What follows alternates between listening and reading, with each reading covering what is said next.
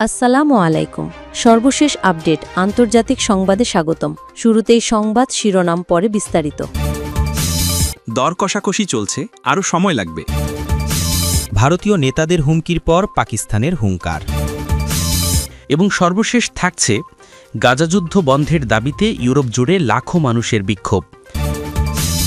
দর কষাকষি চলছে, আরও সময় লাগবে। মার্কিন প্রেসিডেন্ট ডোনাল্ড ট্রাম্প বলেছেন, গাজায় যুদ্ধবিরতি শুরু করার বিষয়ে চলমান আলোচনা শেষ হতে কয়েকদিন সময় লাগতে পারে। রোববার এই তথ্য জানিয়েছে বার্তা সংস্থা এএফপি। হোয়াইট হাউসের ব্রিফিংয়ে ট্রাম্প বলেন, আমরা যখন কথা বলছি ঠিক সেই সময় তারা আলোচনা করছে। দর কষাকষি চলছে, এতে কয়েকদিন সময় লাগবে। তিনি আরও বলেন, আমি শুনেছি আলোচনা ইতিবাচকভাবে এগোচ্ছে। এর পরিণতি কি হবে তা আমরা দেখব।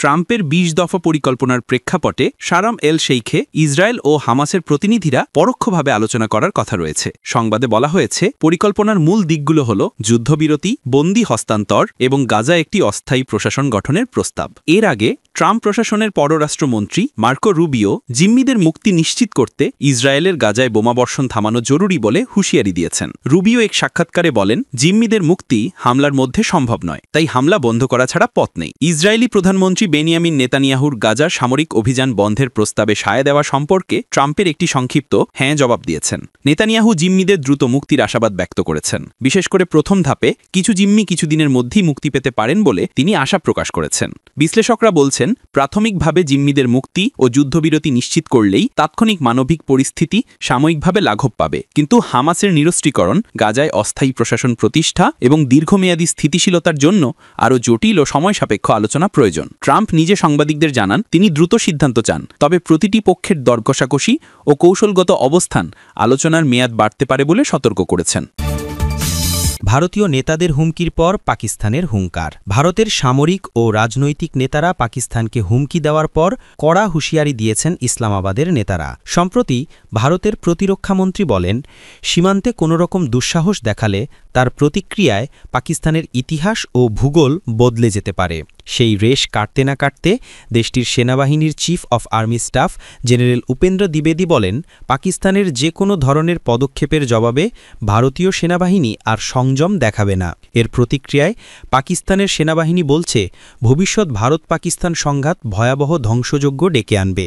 আর পাকিস্তানের প্রতিরক্ষামন্ত্রী বলেছেন, এবার ভারতকে তাদের যুদ্ধবিমানের ধ্বংসাবশেষের নিচেই কবর দেওয়া হবে। পাল্টাপাল্টি এমন হুমকিতে আঞ্চলিক উত্তেজনা বাড়ছে। গত বৃহস্পতিবার গুজরাটের কচ্ছে সামরিক ঘাঁটিতে ভারতের প্রতিরক্ষামন্ত্রী রাজনাথ সিং বলেন, পাকিস্তান সার্ক্রিক সংলগ্ন অঞ্চলে সামরিক অবকাঠামো তৈরির চেষ্টা করছে, যা কোনোভাবেই মেনে নেওয়া হবে না। ভারত ও পাকিস্তানের মধ্যে যেসব সীমান্ত নিয়ে বিরোধ রয়েছে তার মধ্যে অন্যতম সার্ক্রিক, যা পাকিস্তানের সিন্ধু প্রদেশকে ভারতের গুজরাট রাজ্য থেকে পৃথক করেছে। এরপর শুক্রবার দেশটির সেনাপ্রধান জেনারেল উপেন্দ্র দ্বিবেদী বলেন, মানচিত্রে নিজেদের ভৌগোলিক অস্তিত্বকে টিকিয়ে রাখতে পাকিস্তানকে তাদের রাষ্ট্রের মদতপুষ্ট সন্ত্রাসবাদ বন্ধ করতে হবে। ভারতীয় নেতাদের এমন মন্তব্যের তীব্র প্রতিক্রিয়া দেখিয়েছে পাকিস্তান। শনিবার পাকিস্তানের সেনাবাহিনীর বিবৃতিতে বলা হয়েছে, ভারতের নিরাপত্তা প্রতিষ্ঠানের সর্বোচ্চ পর্যায় থেকে আসা বিভ্রান্তিকর, উস্কানোমূলক ও যুদ্ধংদেহী মন্তব্যে আমরা গভীরভাবে উদ্বিগ্ন। ভবিষ্যতে সংঘাত বাঁধলে তা ভয়াবহ পরিণতি ডেকে আনবে। বিবৃতিতে বলা হয়, এবার আমরা ভারতের তথাকথিত ভৌগোলগত নিরাপত্তার ভ্রান্ত ধারণা ভেঙে দেব। এর পরদিন গতকাল পাকিস্তানের প্রতিরক্ষামন্ত্রী খাজা আসিফ বলেছেন, এবার ভারতকে তাদের যুদ্ধবিমানের ধ্বংসাবশেষের নিচেই কবর দেওয়া হবে। আসিফ আরও বলেন, ভারতের রাজনৈতিক ও সামরিক নেতাদের সাম্প্রতিক মন্তব্য তাদের ব্যর্থতা ও চাপের প্রতিফলন। উল্লেখ্য, কাশ্মীরে সন্ত্রাসী হামলার জেরে গত মে মাসে দুই দেশের মধ্যে ব্যাপক সংঘাত হয়। পরে ডোনাল্ড ট্রাম্পের যুদ্ধবিরতির ঘোষণায় থামে সেই যুদ্ধ। এবং সর্বশেষ থাকছে গাজা যুদ্ধ বন্ধের দাবিতে ইউরোপ জুড়ে লাখো মানুষের বিক্ষোভ। গাজা যুদ্ধ বন্ধের দাবিতে ইউরোপের বিভিন্ন দেশে লাখো মানুষ রাস্তায় নেমেছে। রোববার ইউরোপ জুড়ে অনুষ্ঠিত এই বিক্ষোভে ফিলিস্তিনের প্রতি সংহতি প্রকাশ এবং ইসরায়েলের আগ্রাসনের অবসান দাবি জানানো হয়। সাভাক নিউজ জানায়, শুধু নেদারল্যান্ডসের রাজধানী আমস্টারডামে প্রায় ২.৫ লাখ মানুষ অংশ নেয়। তারা ডাচ সরকারকে ইসরায়েলের প্রতি আরও কঠোর অবস্থান নিতে আহ্বান জানায়। ইতালির রোমে ছিল ইউরোপের অন্যতম বৃহৎ বিক্ষোভ।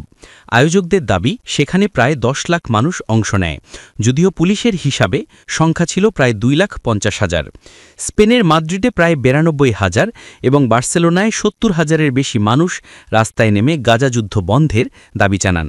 ফ্রান্সে বিক্ষোভকারীরা ইসরায়েলের বিরুদ্ধে অর্থনৈতিক নিষেধাজ্ঞা এবং গাজার অবরোধ প্রত্যাহারের দাবি তোলে। এছাড়া আয়ারল্যান্ডের ডাবলিন এবং যুক্তরাজ্যের লন্ডনেও ছোট ছোট বিক্ষোভ অনুষ্ঠিত হয়। তবে ম্যানচেস্টারের একটি সিনাগগে হামলার ঘটনার পর সরকার বিক্ষোভ স্থগিতের আহ্বান জানিয়েছিল। পরে যুক্তরাজ্যের সরকার বিক্ষোভ নিয়ন্ত্রণে পুলিশের ক্ষমতা বাড়ায়।